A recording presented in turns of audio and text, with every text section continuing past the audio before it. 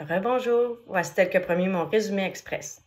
Jeudi était le premier match de la série 3-5 opposant la victoire de Montréal à la Charge d'Ottawa.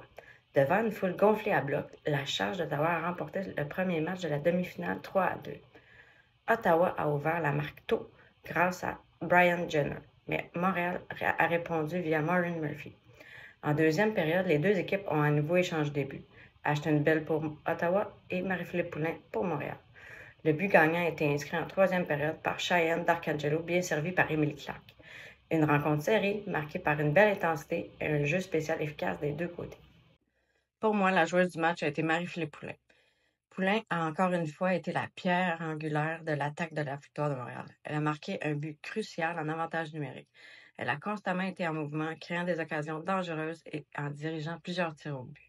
Sa vision de jeu et sa capacité à prendre des décisions rapides ont permis à Montréal de rester dans le match, même lorsqu'Ottawa a pris l'avantage. Poulin continue de confirmer son rôle de leader, non seulement par des actions sur la glace, mais aussi par son calme et son sang-froid dans des moments décisifs. Une mention spéciale à Maureen Murphy qui a joué tout un match. Et du côté d'Ottawa, la joueuse du match a été pour moi Cheyenne Darcangelo. Cheyenne a été une figure déterminante dans la victoire d'Ottawa. En plus d'inscrire le but gagnant, elle a été une menace constante en zone offensive. Son efficacité en avantage numérique a permis à la Charge de prendre l'avantage au bon moment et sa présence sur la glace a apporté de l'énergie et du dynamisme à l'attaque. Darcangelo a montré une grande maturité dans sa gestion de jeu en étant particulièrement efficace dans les moments cruciaux. Elle confirme son statut de joueuse clé pour Ottawa, capable de faire la différence lorsqu'il le faut. Le moment clé, le but de Cheyenne Darcangelo à 9-17 en troisième période a été le point tournant.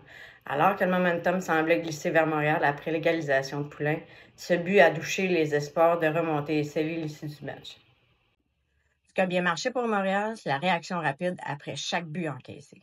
Montréal a su répondre 2 fois au score, montrant de la résilience et de la confiance.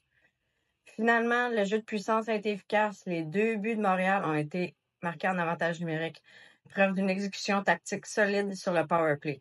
Et les leaders offensifs ont été au rendez-vous, ce qui est prometteur pour la suite des séries. Ce qui est à travailler pour le prochain match, la couverture défensive et les relances adverses. Les 3 buts d'Ottawa sont venus de jeux bien construits et rapides. Montréal devrait être plus serré dans sa zone et plus rapide dans ses replis. Aussi, la discipline sans la rondelle. Les pénalités et le manque de contrôle en transition ont offert trop d'élan à Ottawa.